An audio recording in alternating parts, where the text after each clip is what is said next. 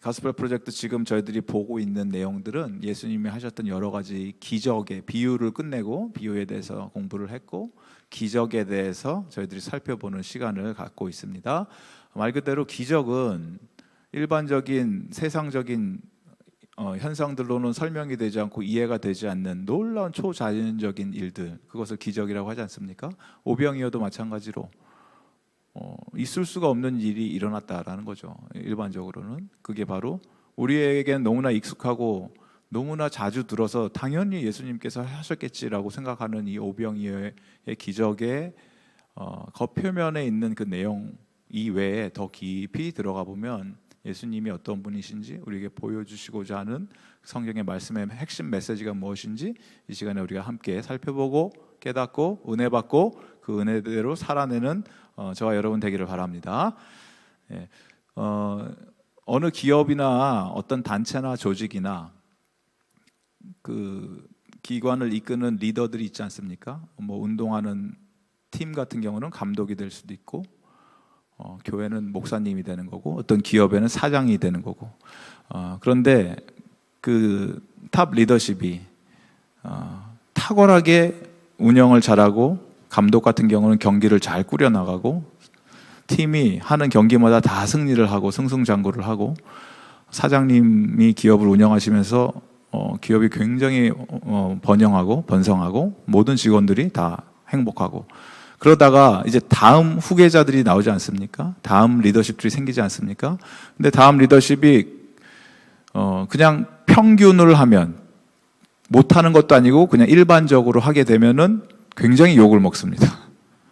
왜냐하면 선임이 너무 잘했기 때문에 전에 있었던 사람이 너무 탁월하게 잘했기 때문에 뭐 쉬운 예로 애플 아시죠? 애플 회사 같은 경우 지금 뭐 이렇게 못하는 게 아닌데 지금도 굉장히 돈을 많이 벌고 있는데 거기에 CEO라고 하는 분이 굉장히 욕을 먹고 있죠. 왜냐하면 그 전에 있었던 그 사장님이 스티브 잡스라는 분이 너무나 탁월했기 때문에 지금 아무리 잘해도 사람들이 그렇게 칭찬 안 해준다라는 거예요. 뭐 교회도 마찬가지겠죠. 교회에 아주 훌륭한 목사님이 계셔서 그 목사님이 잘하셨고 그 다음에 후임으로 누가 왔는데 그분이 못하는 분이 아닌데 말씀도 좋고 사랑이 많으시고 다 하는데도 불구하고 그 전에 계셨던 분이 너무나 잘하면 성도님들은 예전에는 말이야 이렇게 나온다는 거예요. 우리 교회도 살짝 걱정이 돼요. 오 목사님이 너무나 잘하시니까 다음에 오시는 분이 누가 되실지 그분이 정말 기도를 많이 하셔야 되고 성도님들이 함께 기도하시고 해야 된다는 거예요. 왜 이 말씀을 드리냐? 예수님께서 오셨을 때 구약을 대표하는 최고의 선지자 모세죠. 모세의 버금가는 그러한 신약의 어떤 위대한 인물이 나왔다라고 사람들이 생각을 했고 그 사람이 예수님인데 모세가 했던 수많은 기적들이 있지 않습니까? 홍해를 가르고 하늘에서 만나가 떨어지고 이집트의 수많은 기적들을 이룰 10가지 재앙들이 물론 뭐 하나님이 하신 거지만 모세를 통해서 하셨지만 그거를 대표하는 가장 최고의 선지자가 모세였는데 예수님이 오셔서 어떻게 보면은 모세의 버금가는 놀라운 일들을 행하고 계셨다라는 거죠. 그런데 이 모세가 했던 그 수많은 기적들, 홍해가 갈라지고 만나가 떨어지고 했던 것보다 더 위대한 일들을 예수님이 감당하셨다라는 거예요. 더 누가 봐도 이거는 모세와 버금이 안 되는 더 탁월한 일들을 예수님이 감당하셨다라는 겁니다. 신약에서도 마찬가지고 예수님 이전에 예수님의 길을 예비했던 선지자가 세례 요한인데 예수님의 길을 세례 요한도 많은 사람들이 세례 요한을 선지자로 추종을 하면서 따라왔었고 많은 사람들이 인정을 해줬던 선지자임에도 불구하고 예수님하고는 비교를 할 수 없는 세례 요한 스스로가 고백을 하지 않습니까? 나는 예수님하고 비교할 수가 없습니다.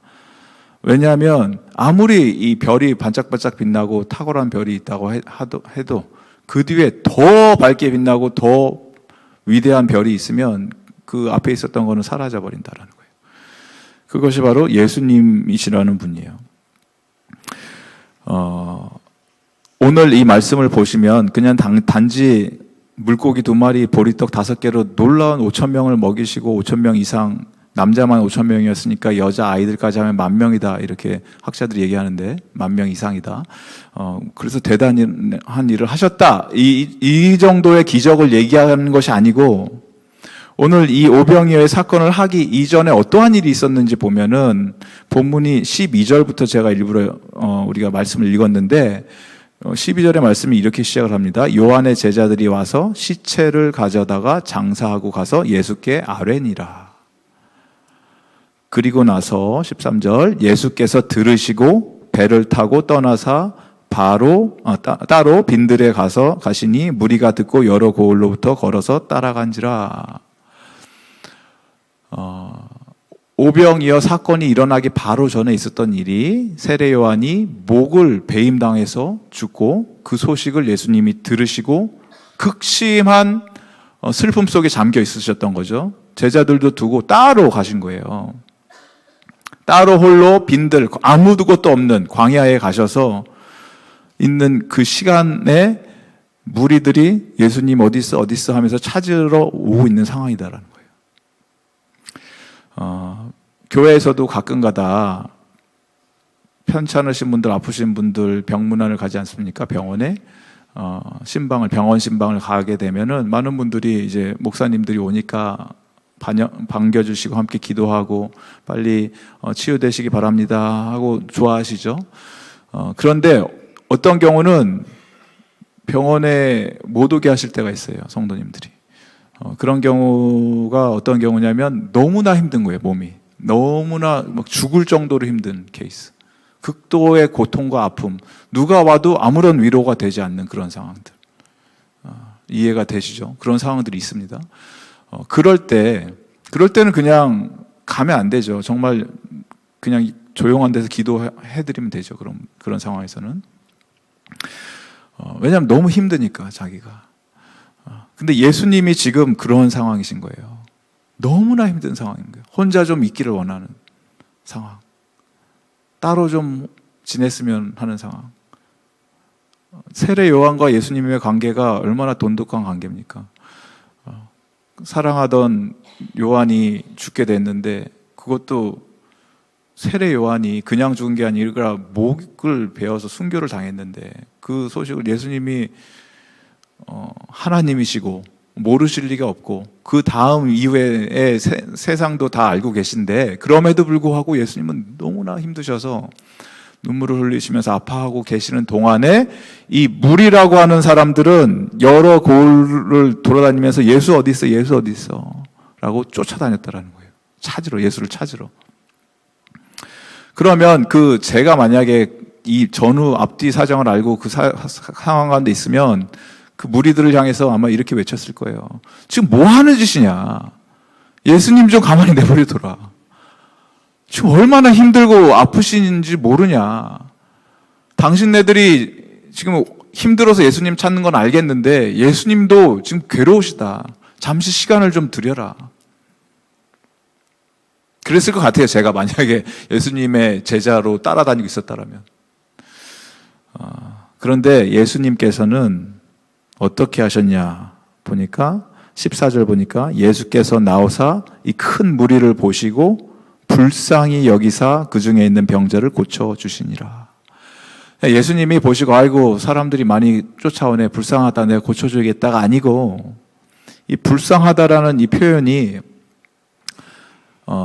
창자가 막 뒤 비틀려서 꼬여갖고 막 괴로움에 잠기다 이런 표현이더라고요. 찾아보니까 불쌍히 여겼다라는 게 이 안에서부터 막 울렁거리며 나오는 거예요. 사람들을 보고 저 불쌍한 사람들을 보니까 예수님이 견디시지를 못하는 거예요. 자기도 힘든데, 나도 힘든데 나도 지금 피눈물이 나고 괴로운 상황인데 사람들을 보는 순간 예수님께서 더 막 억장이 무너지셨다는 거예요. 왜냐하면 그들의 슬픔과 아픔이 다 보이시기 시작했기 때문에. 영어로는 이 표현을 compassion 이렇게 해석을 했더라고요. 긍휼 긍휼한 마음, 불쌍한 마음인데 compassion으로 해석했더라고요. 그렇죠? compassion, had compassion. compassion이 고통을 함께 느끼다 뭐 이런 뜻이라면서요. 고통 속으로 들어가다 뭐 이렇게 표현을 하더라고요. compassion 그 선교 단체에서는 come 들어가다, passion pass요 고통 속으로 들어가다. 예수님이 그들을 보시고 고통 속으로 함께 들어가시는 거예요. 나도 아프다 하면서 그 무리들을 보시고 나도 힘들지만 나를 기다리는 이 사람들을 보니까, 나를 필요로 하는 사람들을 보니까 가만히 있을 수가 없다라고 하시면서 예수님께서 달려가서 고치시기 시작한 거예요.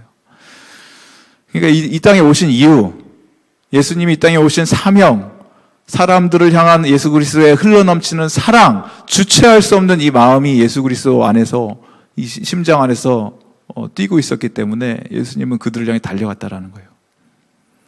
어머니들이 많이 공감하시겠죠. 어머니들이 나도 감기 걸리고 몸살이 나서 아파 죽겠는데 내 자녀들이 아파요. 내 사랑하는 아들이, 내 딸이 막 열이 나고 아프면 엄마는 아픈 거를 잠깐 그 딜레이 합니다. 그 놀라운 능력이 있어요. 엄마들은 자기가 아픈데 그거를 약간 이렇게 예약을 해서 한 5일 후에 아프면 된다 이렇게 스스로. 그래서 그렇게 할 수 있는 놀라운 능력이 있어요.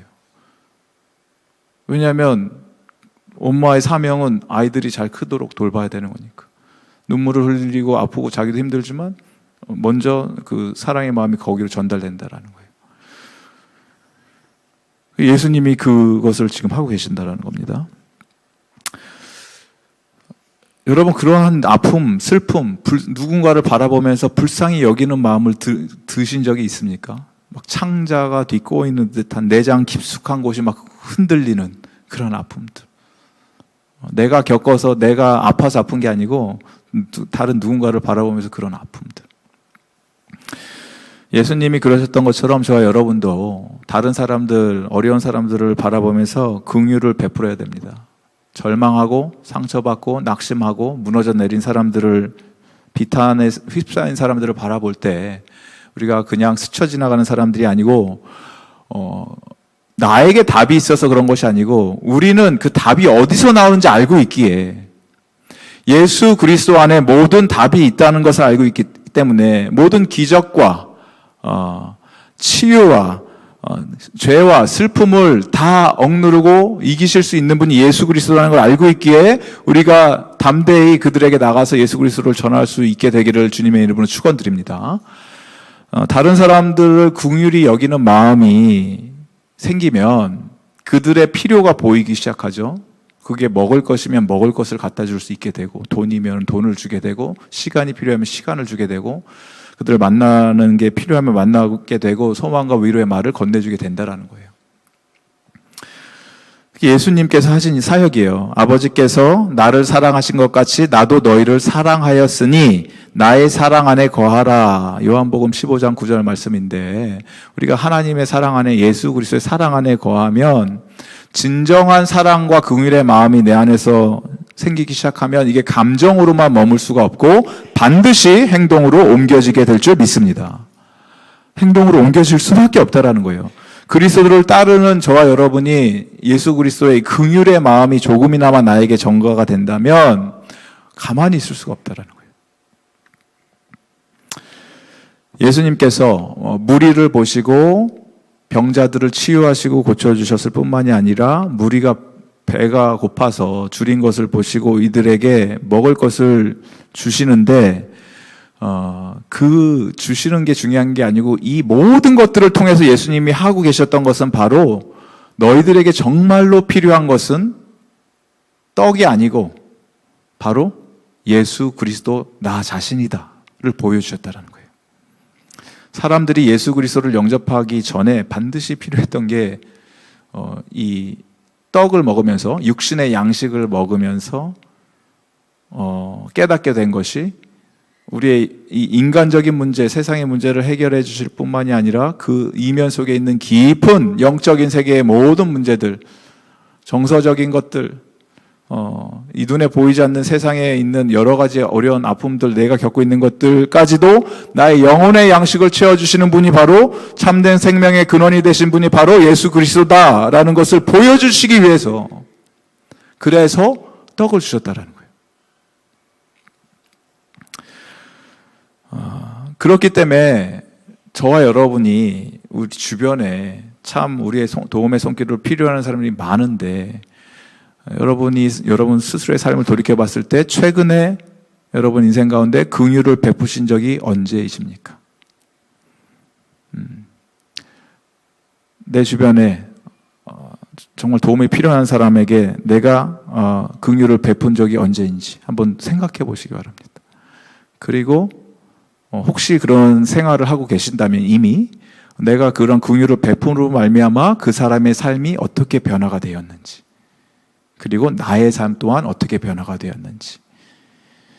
베푸는 인생이 복된 이유는 성경에서 끊임없이 말하잖아요. 주는 자가 복이 있다. 받는 자보다 주는 자가 훨씬 복이 있다. 이게 그냥 좋은 어떤 명언처럼 들리는 얘기가 아니고 실제적으로 그렇게 된다라는 거예요. 해보지 않으면 우리가 경험을 못 하잖아요. 실제로 베풀면 그게 나에게 복으로 돌아오는 것을 체험하게 되는데, 왜 그러냐면 그렇게 하면 할수록 알게 모르게 내가 조금씩 누구를 닮아간다?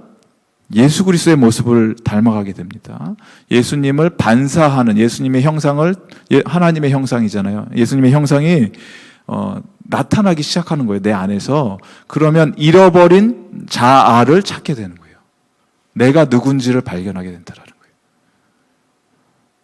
내가 나의 것을 아까운데 이게 내가 어떻게 벌은 돈인데 이걸 남들한테 이거를 어떻게 퍼주냐 이렇게 생각할 수도 있는데, 한 번 해보고 두 번 해보고 세 번 해보고 긍휼의 마음으로 하다 보면은 어느 순간 이게 베푸는 인생이 결국은 내가 더 풍요로워지는 길이라는 거예요. 나의 삶이 윤택해지고 하나님 앞에서 물질적인 것뿐만이 아니라 내 자아가 하나님 안에서 발견된다라는 거예요.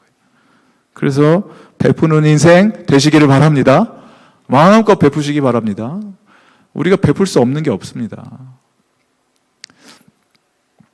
왜냐하면 예수님이 누구신지 깨닫기 시작하는 순간 우리는 참 너무나 많은 것을 갖고 있다는 것을 깨닫게 됩니다. 예수님은 저와 여러분이 가진 것으로, 우리가 가지고 있는 그것이 양이 많고 적고를 떠나서 그걸 통해서 예수님은 불가능한 일을 해내시는 분이 바로 예수 그리스도다라는 거예요. 예수님이 이 오병이어 사건을 통해서 수많은 사람들을 먹이실 때 여러분 생각을 해보십시오. 제자들이 예수님 저 사람들 어떡합니까? 빨리 돌려보내셔서 마을로 보내셔서 뭐든지 사 먹게 하십시오. 지금 여기 밤이 늦었고 빈들인데 아무것도 없는데 어떻게 합니까? 라고 했을 때 예수님이 걱정하지 말아라. 내가 누군데 하면서 기도하시고 눈을 떴더니 하늘에서 막 만나가 떨어져요. 그러면 사람들이 더 깜짝 놀라지 않겠습니까? 와, 모세다. 만나가 떨어졌다. 모세다. 그렇게 하셨을 수도 있잖아요. 근데 그렇게 안 하셨어요. 예수님이 선택하신 방법은 무엇입니까? 우리 안에 있는 needs, 필요를 채우시기 위해서 하나님께서 하셨던 것은 사람들을 통해서 그들의 필요를 채우셨다라는 거예요. 다른 사람들을 통해서 또 다른 사람들의 필요를 채웠다. 만약 이 이야기가, 이 오병이어 사건이 예수님의 놀라운 기적의 사건을 보여주기 위해서 그냥 쓰여진 거라면 예수님 그냥 기도하시면서 그 만나가 떨어졌을 텐데, 예수님이 선택하신 방법은 제자들이 손수 음식을 너희들이 줘라 이렇게 얘기하시잖아요. 너네들이 해라 말씀에. 너희들이 먹여라. 먹을 것을 갖다 줘라 16절에. 왜냐하면 예수님은 제자들이 그리스도의 자비와 기적과 능력을 경험하기를 원하셨다라는 거예요. 예수님은 본인이 충분히 하셨어도 전혀 문제가 없는데 함께 있는 제자들이 그걸 좀 경험하기를 원하셨다라는 거예요. 옆에서 보고.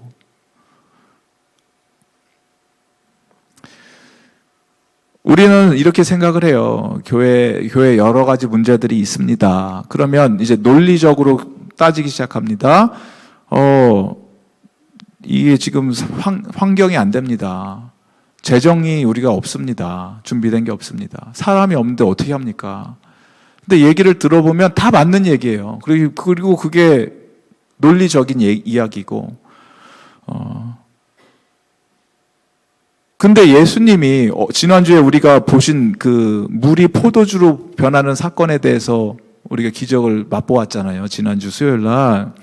예수님이 물로 포도주를 만드시는 이 이야기가 이 어떤 시인이 이렇게 표현을 했습니다. 알렉산더 포포라는 시인이 살아있는 물이 주인을 만나 얼굴이 붉어졌다네. 아름답지 않습니까? 이게 마음에 와닿으셔. 살아있는 물이 주인을 만나 얼굴이 붉어졌다네. 주인을 만나서 얼굴이 붉어졌다. 이 절묘한 표현 아닙니까? 예수님의 이런 기적인데, 이런 다른 기적이,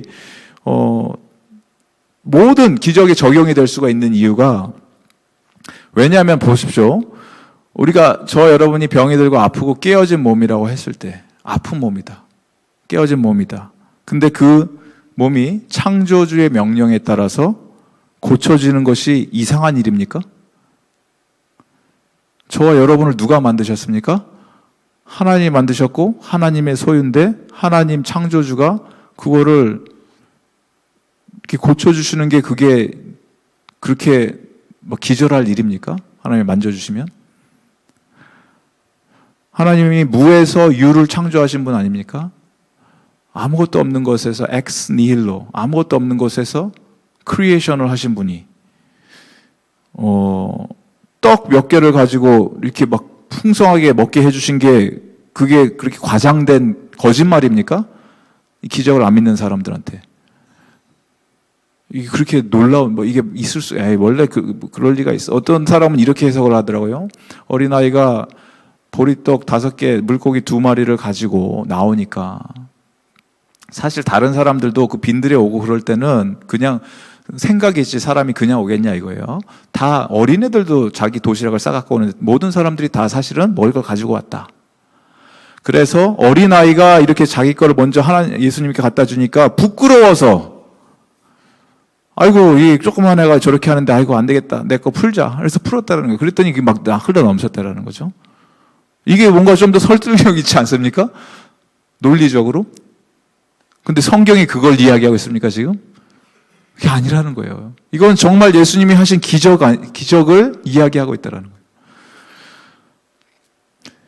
하나님께서 이 모든 지구상에 있는 모든 것들을 다 창조하시고 만드신 그분이 이런 기적을 하시고 행하시고 무리를 보시고 애통하는 심정으로 안타까운 마음으로 굶주린 자들을 위해서 빵을 주신 게 그게 뭐가 그렇게 대단한 일입니까? 원래 우리 하나님이 그런 분인데, 좋으신 분인데, 자녀들에게 가장 최고의 것을 주시는 분인데, 그런 하나님을 여러분 믿고 계십니까? 우리는 우리 삶 속에 일어나는 많은 문제들이 있는데 이 문제투성이 속에서 살면서 상황 가운데 기도 제목을 여러분 곰곰이 여러분의 기도 제목을 생각해 보십시오. 근데 예수님께 가져 나갈 때 되게 보면은 뭔가 드라마틱한 거를 이렇게 기대하면서 갈 때가 많은 것 같아요. 그 이야기는 큰 인생의 막 굵직한 큰 문제들. 이거는 하나님이 해주시지 않으면 안 되는 그 불가능한 문제들 이런 걸 갖고 가요. 문제투성이 상황 가운데 주님께 나가는데 사실 하나님이 우리에게 바라시는 것들은 그냥 너무 큰 그런 덩어리들 뿐만이 아니라 그건 뭐 당연한 거고 불가능하고 아닌 것 같은 상황 속에서 누가 봐도 이거는 좀 아닌 것 같다라고 하는 상황 속에서 예수님은 이렇게 말씀하시는 거예요. 이 제자들이 지금 논리적으로 설명하는 것처럼 거기가 빈들이었고 날이 저물었고 사람들 굶주렸습니다. 먹을 것은 이 가난한 소년이 가져온 작은 이 도시락통 하나입니다. 이런 절망적인 상황 속에서 예수님은 우리에게 지금 이야기하시는 것이 그래? 그럼 그 도시락이라도 좀 나한테 가져와 볼래? 그 작은 거라도 좀 나한테 가져와 볼래? 왜냐하면 내가 좀 보여줄 게 있어. 하나님, 저는 나이가 많아서 지금 하나님이 불러주신 일을 하기가 힘듭니다. 하나님, 저 재정 상황 알지 않습니까? 하나님, 저 관계에 문제 있는 거 알지 않습니까? 그래서 지금 못할 것 같습니다. 주님이 그걸 나한테 시키신 건 알겠는데 내가 우리 교회에 있는 어떤 분하고 부딪히는 게 있어서 못할 것 같습니다. 근데 하나님은 오늘날 우리에게 이렇게 말씀하시는 거예요. 나이를 막론하고 모든 문제를 나한테 다 가지고 와라. 내가 겪고 있는 스트레스와 너가 겪고 있는 그 통장의 그 압박과 중압감, 사랑 없는 결혼 생활 다 나한테 가져와라. 너의 그 모자란 인내심, 넘치는 고통 나한테 가지고 와라. 모두 다 나한테 가져오고 나한테 맡겨봐라. 나한테 좀 맡겨볼래? 도시락통 작은 것 가져온 그 아이처럼 나한테 좀 맡겨볼래? 아무것도 숨기지 말고 감추지 말고 너의 힘으로 하려고 해결하려고 노력하지 말고 안 되는 거 알지 않냐? 나 예수가 곧 유일한 해결책이요, 나만이 너의 소망이고 나만이 너한테 모든 걸 줄 수 있는 그 구원자임을 한번 경험해 보지 않으려. 그게 예수님이 저와 여러분에게 지금 던져주시고 있는 메시지라는 거예요. 이 작은 어린아이의 헌신을 통해서 우리에게 주시는 메시지가, 하나님, 저는 이거밖에 없는데 이거 어떻게 되겠습니까? 가지고 오라는 거예요. 가지고 오라. 내가 하겠다. 현재 여러분에게 불가능해 보이는 그 상황이 무엇입니까? 하나님, 나 이거 못할 것 같습니다. 포기하고 싶습니다. 그 상황을 주님께 온전히 맡겨드리고 그리고 기적을 맛보는 저와 여러분 되기를 바랍니다. 우리 일상의 기적이 날마다 일어난다는 거예요. 예수님이 하시면 불가능한 게 없는데 우리는 계산을 한다는 거죠. 이거는 예수님이 하실 일, 이거는 내가 그냥 하면 되는 일. 근데 그런 게 없다라는 거예요. 하나님 앞에서 다 가지고 오라는 거예요. 다 가져와라. 예수님은 본인을 따르는 사람들을 필요를 채워주시는데 어떻게 채워주셨냐? 예수님의 제자들을 통해서 채워주셨어요. 무리를 명하여 잔디 위에 앉히시고 떡 5개와 물고기 2마리를 가지사 하늘을 우러러 축사하시고 떡을 떼어 제자들에게 주시매 제자들이 무리에게 주니 다 배불리 먹고 남은 조각을 12바구니에 차게 거두었으며 먹은 사람은 여자와 어린이 외에 5,000명이 되었더라. 하나님께서 저와 여러분, 나를 통하여 하나님의 일을 하신다는 것은 놀라운 축복이자 특권임을 우리가 깨닫습니다. 하나님은 저와 여러분이 필요가 없어요. 하나님은 원 패밀리 처치 중앙장로교회 필요 없습니다. 없어도 돼요. 우리 교회 하나님 일 하시는데 전혀 지장 없습니다. 여러분 스스로 우리가 우린 대단한 교회다, 뭐 다민족을 품고 시드니를 책임진다, 그런 생각 안 하셔도 됩니다. 전혀 걱정 안 하셔도 됩니다. 하나님이 다 하십니다. 그럼에도 불구하고 저희를 이 땅에 불러주셨잖아요. 여기에 세워주셨잖아요. 그러면 그것만큼 감격스러운 일이 어디 있습니까? 그것만큼 특권이 어디 있습니까? 전혀 그러실 이유가 없는데 저희를 세워주셔서 우리를 통해서 하나님께서 우리가 당신의 손과 발이 되어서 뛰게 하셨다는 게 저와 여러분의 큰 특권이자 축복임을 깨닫습니다. 이거를 붙드는 순간 우리의 사명이 재발견되는 거죠. 제자들이 이거 그냥 예수님이 하늘에서 뿌리셨어도 되고 그냥 막 생기게 해서 사람들이 알아서 먹으라 했어도 되는데 굳이 예수님은 제자들에게 너네들이 나눠줘라 이렇게 하셨잖아요. 제자들에게 옆에서 보고 경험하고 내가 하나님됨을 발견해라. 능력과 기적은 모두 다 하늘에서부터 예수님을 통해서 나왔지만 사람들의 손과 발을 통해서 실행이 되었다라는 거예요. 저와 여러분, 예수님으로부터 부르심을 받는 순간이 언제냐면 예수님을 구주로 영접하는 그 순간이에요. 우리가 예수님을 주님, 당신은 나의 하나님이십니다, 나의 구원자이십니다를 말하는, 입으로 고백하는 순간 예수님이 그래, 그러면 이제부터 시작이다, 조금 준비되고 훈련되고 나면은 나의 일을 해라가 아니고, 저와 여러분 예수님을 믿는 그 즉시 그 순간부터 예수님의 도구가 돼서 바로 예수님의 종으로 그 순간 부름을 받아서 하나님 나라의 일에 바로 투입되었음을 여러분 믿으시기 바랍니다. 그래서 우리가 뛰어야 되는 거예요. 모든 성도는 모두 사역자예요.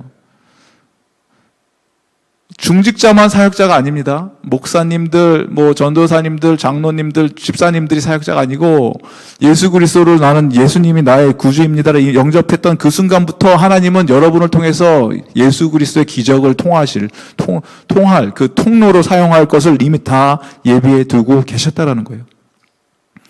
그래서 때로는 내가 예수를 믿고 막 뛰어다닐 때 때때로는 그 모습을 보면서 사람들이 저거 미친 거 아닌가? 왜 저럴까? 남들이 미친 짓 하고 있네 이렇게 얘기한다고 할 때도 그럼에도 불구하고 우리가 믿음으로 나갈 수밖에 없는 것은 왜냐하면 하나님께서 당신의 영광을 드러내기로 작정을 하셨고 그 일을 저와 여러분을 통해서 전혀 자격도 안 되고 조건도 안 되는 저와 여러분을 통해서 하시기로 결정을 하셨기 때문에 그때 우리는 그 예수 그리스도를 그냥 전적으로 신뢰를 하고 하나님 순종하겠습니다 라고 믿음의 발걸음을 한 걸음 옮기는 그 순간 저와 여러분의 삶 속에서 기적을 맛보게 될 줄을 믿습니다. 그렇게 하나님은 일을 하신 분이라는 거예요. 그렇게 해서 저도 예수를 믿게 됐고 여러분의 예수님을 영접하게 된 스토리는 각자 다 각양각색 다 다르시겠지만 뒤돌아보면은 한번 생각을 해보시면 누군가를 통해서 누군가의 그 메시지를 통해서 누군가의 섬김을 통해서 여러분들이 예수 그리스도를 영접하게 됐다라는 거예요. 하나님은 어떻게 어떤 사람들을 사용하셔서 여러분을 하나님 앞으로 끌고 나오셨습니까? 그리고 더 기대하고 싶은 것은 하나님이 앞으로 저와 여러분을 우리를 어떻게 사용하셔서 하나님의 이름으로 누군가를 사랑하게 하시고 또 그들이 하나님 앞에 나오게 하시겠습니까? 그게 저와 여러분의 사명이라는 거예요. 다시 모세로 돌아가면은 모세는 만나의 기적을 통해서 온 이스라엘 백성이 여호와 하나님이 하나님 되심을 경험하게 했죠.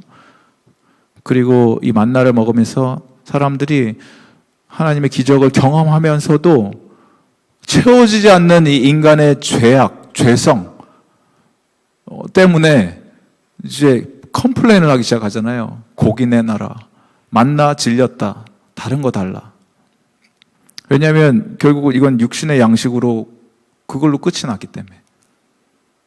근데 모세보다 훨씬 더 뛰어나신 예수 그리스도는 오병이어의 기적을 통해서 새로운 신약의 만나의 시대를 열어주셨을 뿐만이 아니라 예수 그리스도께는 선포하시기에는 너희들의 육신의 양식을 채워주는 것 그 이상 생명의 떡 바로 나 예수 그리스도 나는 생명의 떡이다 라고 선포하심으로 모세의 만나를 뛰어넘는 기적을 시작을 하셔서 완성을 시키시고 지금도 저와 여러분의 인생 가운데 오셔서 우리의 인생을 가득 채워주시고 더 이상 영적인 갈급함으로부터 우리가 고통받고 아파하는 것이 아니고 예수 그리스도 안에 있는 자는 하나님이 주시는 놀라운 구원의 능력뿐만이 아니라 삶의 풍성함을 누리게 될 줄을 믿습니다. 예수 그리스도를 우리가 날마다 먹고 마시고 우리의 영이 살쪄야 된다는 거죠. 그리고 그 일을 지금도 예수님께서는 하고 계신다라는 것입니다. 근데 문제는 예수님은 우리에게 너무나 흘러넘치게 이렇게 부어주시잖아요. 계속. 여러분 이렇게 수요 예배마다 와서 살아있는 하나님의 말씀을 듣고 매일같이 새벽기도 말씀을 들으시고 주일마다 주옥 같은 설교 말씀을 듣고 그러면 사실 여러분 저희들이 인도네시아 선교도 얼마 전에 다녀오고 다른 지역도 다녀오고 했지만 하나님 말씀의 갈급함에 이렇게 발버둥치고 애통해하는 사람들이 얼마나 많은지 아십니까? 네. 너무나 배가 고프고 너무나 갈급한데 들을 데가 없는 거예요. 들을 환경도 안 되고 채워지지도 않고. 근데 우리처럼 이렇게 완벽하고 이거보다 더 좋은 환경이 어디 있습니까? 날마다 하나님께서 우리에게 영의 양식을 흘러넘치도록 채워주셔서 말 그대로 흘러넘치고 있는데 이 넘치는 것을 어떻게 하실 거냐라는 거예요. 하나님은 낭비하시지 않는 하나님입니다. 하나님 나라에는, 천국에는 쓰레기통이 없습니다. 하나님은 다 사용하십니다. 오병이의 사건을 통해서 12광주리가 남게 남았다는 것은 그게 하나님이 계산을 잘못해서 그렇게 하신 게 아니고 흘러 넘치도록 풍성하게 주시는 분인데, 12개는 12지파를 뜻하고 12사도를 뜻하지 않습니까? 모든 이스라엘 민족에게 다 돌아갈 만큼 남게 주시는 분인데, 그걸 우리가 그냥 남았나 보다 그러고 버리면 안 되고 사용해야 되는 거예요. 사용하라고. 저와 여러분의 인생 가운데서도 흘러 넘치게 해주시는, 우리는 이제 물질이 흘러 넘치면 참 좋겠죠. 물질이 흘러 넘쳐서 이거를 마음껏 쓰면 좋겠는데, 다른 사람은 물질 말고 여러분에게 더 좋은 하나님의 생명의 양식을 이미 주셨음을 믿으시기 바랍니다. 흘러 넘치는 생명의 떡, 양식이 예수 그리스도라는 귀한 보배가 우리 삶 속에서 살고 계신데, 이제는 어쩌면 우리는, 저와 여러분은 이 마태복음에 등장하는 무리 가운데 한 명처럼 떡을 받아 먹고 예수님의 긍휼을 맛보았음에도 불구하고 예수님의 말씀이 정확히 무슨 뜻인지 파악 못하고 있는지도 모르죠. 예수님께서 지금 당신을 우리에게 생명의 떡으로 주셨는데 우리가 그걸 모르고 있을 수도 있다는 거죠. 어쩌면 저와 여러분은, 우리는 지금 이 땅을 제자로 살아간다고 하면서 생명의 떡의 진정한 의미를 파악하고 기쁨으로 체험하고 있을지도 모릅니다. 그렇다면 거기에 머무를 수가 없다라는 거예요. 이제는 주변에 길을 잃고 헤매고 배가 고파서 어떻게 내가 영생을 얻을 수 있겠습니까? 라고 어쩌면 이 질문조차도 깨닫지 못하는, 자기가 죽어가고 있다는 것조차도 파악하지 못하고 있는 그 수많은 무리들을 바라보면서, 이제는 우리가 여기에 생명의 떡이 있습니다. 이걸 받아 먹으십시오. 라고 이 떡을 나눠줄 때, 채워줄 때, 하나님께서 지금도 저와 여러분의 인생을 통해서 보리떡 2개와 물고기 2마리로 가지고 행하셨던 놀라운 기적의 역사를 행하실 줄을 믿습니다. 이 기적을 저희가 날마다 경험하시는 축복을 누리시는 저와 여러분 되기를 바랍니다. 네, 하나님께서 우리 가운데 불가능해 보이는 일을 보여주실 때도 불가능한 게 아닙니다. 하나님 안에 있을 땐 모든 게 가능하고, 하나님 안에 있으면 하나님 그걸 통해서 당신의 일을, 기적을 행하실 줄을 믿습니다. 이 시간에 우리 다 같이 함께 다시 한번 하나님 주님 앞에 나왔습니다. 우리에게 약속해 주신 복을 허락해 주십시오. 이 복이 내가 잘 되자고, 잘 살자고, 잘해보자고 받는 복이 아니고, 하나님 나에게 복을 주셨으면 그 복을 다 나눌 수 있도록 모두 다 나눠주고 하나님의 더 풍성한 생명을 우리가 누릴 수 있는 축복을 우리에게 허락하여 주시옵소서. 다시 한번 우리 그 찬송가 부르셨던 찬송 다시 한번